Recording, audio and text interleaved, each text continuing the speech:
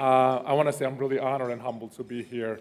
Tonight is a great night because this award definitely means a lot to me and everyone out here. But I actually would like to dedicate this award to all the women here who stands for what they believe in, even if it means sacrificing everything. This is one. And two, actually, I've been watching the news, and I would like to dedicate this award, secondly, to all the brave women of Iran and Afghanistan who is fighting tirelessly against the tyranny in their country. Three, I would like to dedicate this award to the 17,000 actually innocent women in my home country, Turkey, are getting tortured every day.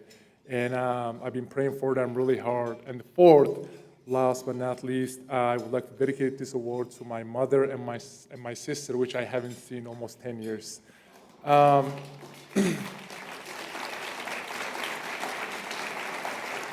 think I would like to talk about them a little bit because I think I'm sure everyone watching the news and given what's happening in Middle East right now, I think you guys are going to have a better idea what's going on over there.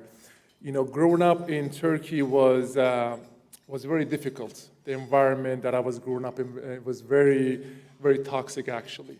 And the problem, actually, in Middle East is not the religion, it's the politicians. And I remember growing up, the politicians actually using religion to brainwash people. Whenever they go out there on the rallies, they hold the holy book and said, whatever I'm doing for the name of God. And unfortunately, the base is so uneducated, they believe him. So I remember I was 9 years old. I tell this story everywhere, actually, because it actually touched my heart. I was 9 years old. I went downstairs to play with my friends. And what I have seen that day shocked me so bad, I still remember till this day. My little friends, who were not even teenagers, they were burning American flags. They were burning Israeli flags, and they were breaking crosses. And I asked them, guys, what are you doing? They said, well, that's what we've seen on TV. So they gave me a flag, they burned it, actually. It was an American flag. They gave me a flag, they gave me a lighter, and they said, burn it. And I got so scared. I threw the flag down, and when I went upstairs to my mom. I was like, Mom, my friends are telling me to hate America. They're telling me to hate Jewish people, hate Americans, hate Christians. What do I do? My mom said, I'm not going to tell you what to do, but do not hate anyone before you meet him. So that night, I gave a promise to my mom. I was like, Mom, I promise I'm not going to hate anyone. So the growing up, actually, the environment was more toxic every day. I mean, if you have a friend who lives in the Middle East, you guys can ask him.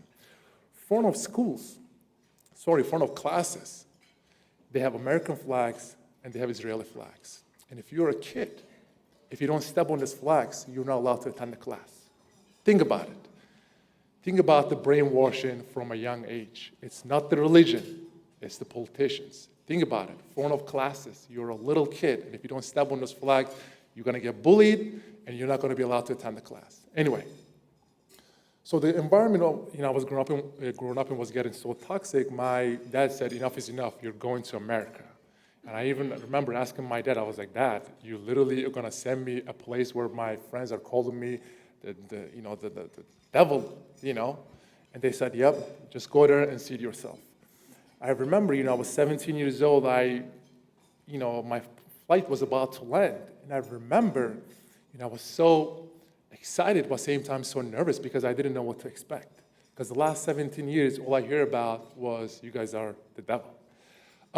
So my plane landed, and I remember my first practice. Two of my American friends, they tried to have a conversation with me. I got so nervous, I turned around and left the locker room because I just didn't know what to expect. And I remember, I had this Jewish friend, and she invited me over for a Shabbat dinner. And I immediately said, of course not. I'm not going to come to someone's house who is Jewish. And then I remembered the promise that I gave to my mom. Then I called her. I was like, I'm coming to your house for a Shabbat dinner. So before I went to her house, I actually called one of my Turkish friends who lives in America.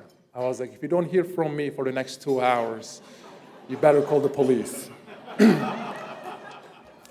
So I went to her house. It was one of the most amazing night I had. What I realized was that everything was the same. The food, the culture, some of the dances that they do, some of the songs that they listen, it was so same.